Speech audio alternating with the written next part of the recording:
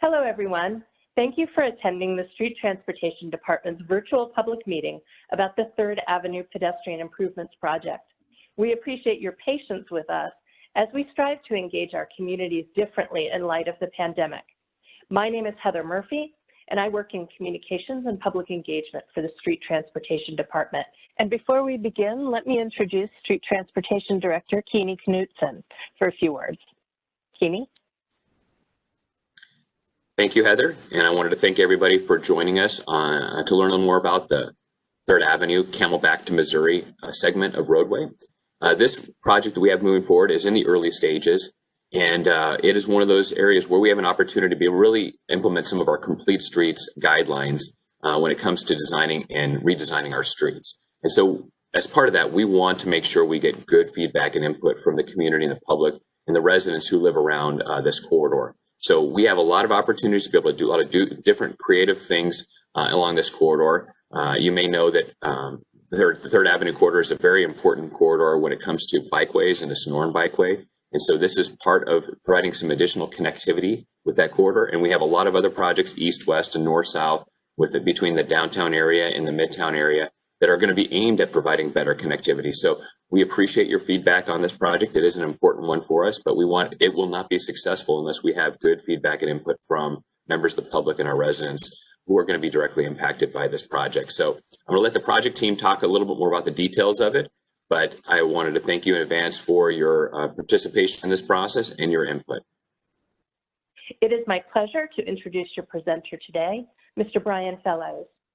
Brian is the principal planner for the City of Phoenix Street Transportation Department. He has 28 years experience in the public-private, nonprofit, and academic sectors, including 17 years specializing in multimodal transportation and the built environment. In addition to managing this project, Brian oversees the Transportation 2050 mobility studies, which have the goal of improving mobility and accessibility for people of all ages and abilities. Brian.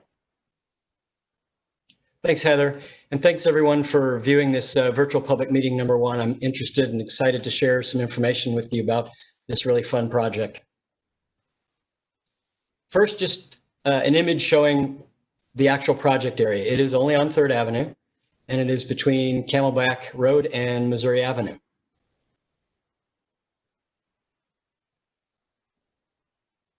The project has a main goal, just to develop 3rd Avenue as a way for people who walk their dogs, ride bicycles in the neighborhood to get to their destinations in a safe, low stress way with shade. The other goal is really to, we'll describe the background of the project. Eventually we'll list some of the challenges for creating those solutions. And then we'll summarize the 3 recommended alternatives that we have for you to express your preferences on. We'll also explain the various recommended design elements, the individual things that you will see in each of the alternatives. And we'll provide you with the webpage links, and you can go in and look at the roll plots, look at the alternatives, and take the surveys at your leisure. And then when you get to that survey link in the web page, you'll have the opportunity to rate the things that you see using a simple 1 through 5 star system. You'll also be able to comment on your preferences using free text. Basically, tell us what you think about these things. So Brian, can you tell our viewers how this project got started? Yeah, Heather, happy to do that. So originally, a couple years ago or so, the neighborhood approached the Street Transportation Department with some concerns about existing and potential future traffic, cut-through traffic in the neighborhood along 3rd Avenue, between 7th Avenue and Central. There's a lot of current really nice destinations, restaurants, shops, et cetera, with more to come from what I hear. And we wanted to work with the neighborhood to figure out a way we could limit some of that, slow down some of the traffic, make it a calmer environment for people who live in the neighborhood. Like I said, not only did people want to try to minimize the amount of traffic that come through, but we also want to limit the speeds. Another strong indication for the neighborhood that they wanted beauty. They want shade wherever possible. And that's part of our challenge is to honor that. We do have some challenges, like I mentioned. There's cut through traffic between 7th Avenue and Central Avenue on several of the cross streets. There are gaps in the sidewalks. There are places where no sidewalks exist. At those positions or those locations, people either have to walk in the dirt or they have to walk in the street. And for some people, neither of those is a nice option. Another challenge is maintaining any future landscape. As I'll mention later on in the presentation, the city does not plant or maintain trees or landscaping within the right-of-way. So getting the landscape in is going to be a challenge, but we know that will be a nice feature if that can be solved. There aren't a lot of right-of-way constraints other than in places where the street narrows. It makes it a little bit more challenging to install sidewalks and other features where you don't have that width to work with. Also, along 3rd Avenue, there's existing parking. There's some parts of 3rd Avenue where parking is prohibited. Some of the alternatives that I'll show you, or at least the highlights of the alternatives, but you'll see more when you go into the website and look at the entirety of the alternatives, that some of the alternatives require some parking to be removed. And that's one of the things we would like your comments on. So Brian, given these challenges and the goals of the project, what kind of design techniques could be used to address these challenges and still meet the goals? Well, the way we've set it up, Heather, is our design consultants have kind of created 3 different and distinct alternatives that each one of them contains a different combination of design techniques and features. And this is what they are. This is what you would see when you go into the project webpage. You're able to download each one of these alternatives and look at the entirety of the recommendations between Camelback and Missouri. Alternative 1 is called traffic mini circles, chicanes, and wide sidewalks. Really, that is just to define the types of traffic calming and other features that are common to that alternative. And I'll explain all of these in the next few slides, just so we understand the terminology. Alternative 2 is called in-street walkway and chicane. And alternative 3 is wide sidewalk, traffic circles, and center islands. And just to start defining what some of these things are, these terms, this is a traffic mini circle. It's a circular facility. You may have seen them occasionally. We do have some of them in the city of Phoenix. And they slow down cars because they cause the car to kind of make a turn, slow down, think about what they're doing, and reduce their speed. The image you see here, I can guarantee you that if any of these are installed, will not have that landscaping in them. It will be some kind of hardscape surface, like concrete or asphalt or decorative pavers, just so we all have a clear picture of what traffic circles could look like. This is an example of an in-street walkway. It's basically a portion of the street, not dissimilar to a sidewalk that's protected, separated from the rest of the street by some kind of vertical element, a curb, a flex post, something like that, something that really sends a visual cue and a physical cue to cars that separates that and protects the walkers or the users from the people who are using that roadway by driving cars. Center islands can look a variety of different ways. You see 3 of them on the screen here. They're really just kind of elongated, sometimes they're oval facilities in the middle of a street. You can see that where those are located, the travel lanes, the vehicle lanes narrow just a bit in order to fit those in. Those narrow lanes have the effect of causing drivers to slow down a bit, which then we think makes the pedestrians or bicyclists who are on that facility at the moment just a little bit safer because of the low speeds. And again, note at the bottom that if the final preference was for something similar to the image on the right, there would be no landscaping of it. It would be of some kind of hard material like concrete or pavers. Trees, we all know what those are. The recommended tree palette for the Southwest Desert are 3 of these. They're very common. You see them in landscaping all the time. They're natives or semi-natives and are drought tolerant. The one on the left is a type of elm. The one in the middle is called a mulga, and the one on the right is a palo verde.